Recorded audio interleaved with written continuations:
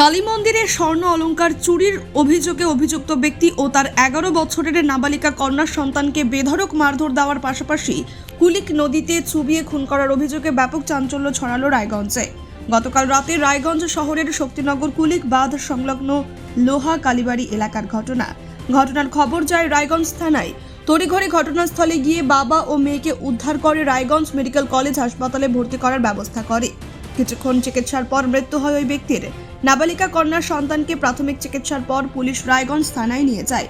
এরপর তার পরিবারের তরফ থেকে বেল বন্ডে ওই নাবালিকা কন্যার সন্তানকে পরিবারের হাতে তুলে দেয় রায়গঞ্জ থানার পুলিশ।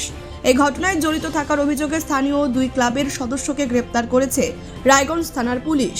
পুলিশ সূত্রে জানা গিয়েছে, ধৃতদের নাম সমীর সরকার, বয়স 34, বিশ্বনাথ সাহা, বয়স 40, বাড়ি রায়গঞ্জ শহরের মিলনপাড়া এলাকায়।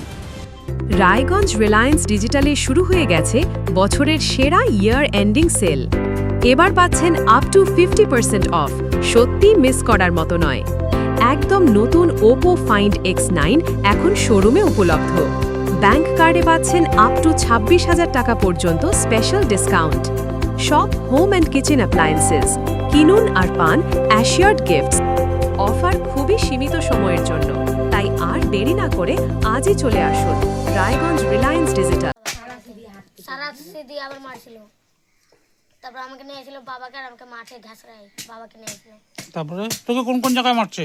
হ্যাঁ, তুই কোন কোন জায়গায় মারছে? আমাকে যে পায়ে মারছে, হাতে মারছে, এই যে 2 পায়ে, এখানটা মারছে, পায়ে, এই যে ইনা ফাটাই দিয়েছে। দেখেন, এই দেখেন, এটা ফুলে আছে, মানে এমন মারছে, ভিতরি মার।